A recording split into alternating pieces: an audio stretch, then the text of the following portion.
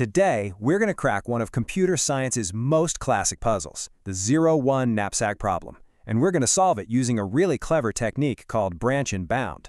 But let's start with a challenge that you've probably faced 100 times. You've got a ton of options, but you can only pick a few. Think packing a suitcase or even just loading up your plate at a buffet.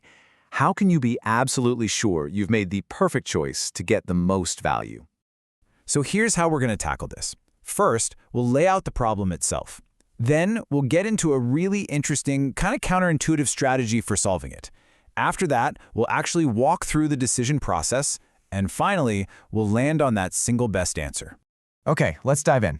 First things first, we need to understand the scene of the crime, so to speak. What is the actual problem we're trying to solve here?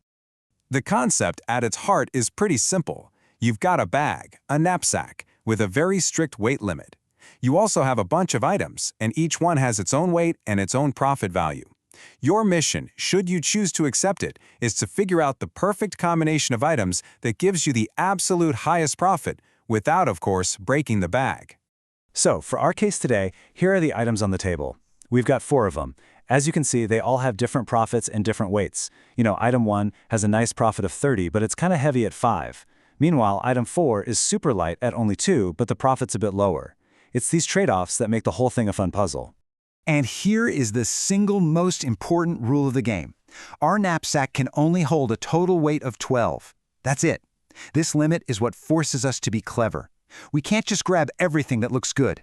Now here's what the 0/1 part means. It's an all or nothing deal. For every single item, you have to make a choice. You either take the whole thing, that's the 1, or you leave the whole thing behind, that's the 0. There's no in-between. You can't, saw a gold bar in half just to make it fit.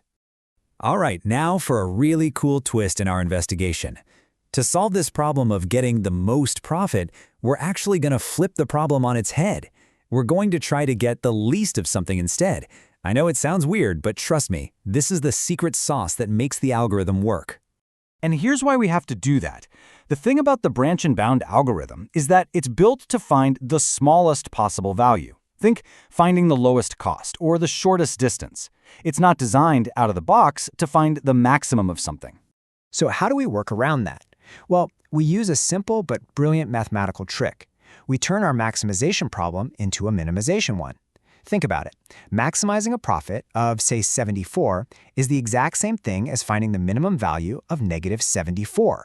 So by just slapping a minus sign in front of all our profits, we can use our tool to find the biggest number. It's pretty clever. Okay, so let's see how this all comes together. We're going to visualize our choices as a branching tree of decisions and actually watch how the algorithm follows these different paths to find that one perfect combination. First off, we need a starting point, right? A baseline. The easiest way to do that is just to be greedy. We'll just start packing the first items that'll fit. So we'll grab item 1, that uses up 5 weight. Then we grab item 2, which uses up the other 7, and boom, just like that, our knapsack is totally full. Now that combination gives us a total profit of 30 plus 28, which is 58. And remember our trick? We represent this as -58.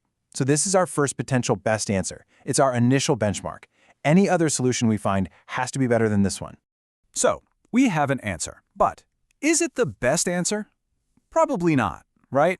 A greedy approach is fast, but it doesn't always lead to the optimal result.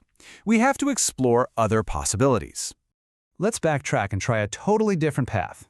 We'll still start by taking item 1, but this time, here's the crucial change. We're going to skip that heavy item 2. By leaving it behind, we suddenly have more room to play with. Enough room, in fact, to fit both item 3 and item 4. And would you look at that? This is what the method is all about.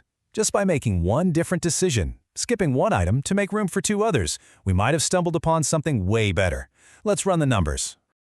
The profit for this new set of items, 1, 3, and 4, adds up to 74. So in our minimization world, that's -74. Now, since -74 is less than our old score of -58, we have a new champion. This is our new best solution, our new bound. And this is where the bound part of the algorithm really shines. It's what makes it so efficient. Now that we know we can achieve a score of -74, we can get a lot smarter. Any other path of choices we start to explore that can't possibly beat -74, we just ignore it completely. we prune it from our search tree. This saves us from having to check every single combination under the sun. So, after exploring all the promising branches and pruning away all the dead ends, our algorithm has systematically narrowed everything down. We're finally ready to close the case and declare the one true optimal solution. We did check some other paths, of course. For example, what if we just took item 1 and item 4? Well, that gives a profit of 54 or negative 54. As you can see, neither that path nor our first greedy attempt even came close to the negative 74 we found. And because no other unexplored branch could possibly give us a better result, we can now state with absolute confidence the maximum possible profit we can get from these items is 74. And here is the exact winning combination. To get that max profit of 74, you take item 1, you leave item 2 on the shelf, and you take both items 3 and 4. The total weight for that is 11, which is safely under our limit of 12. The case is officially closed. So what's the big takeaway here? Well, it's that even for a really complex problem with tons of combinations, a smart, structured strategy like branch and bound can find the perfect answer without all the brute force work. It really makes you wonder, right? What other decisions in our own lives, from planning a project to managing a budget, could be optimized if we just thought about them in this kind of logical, branching way?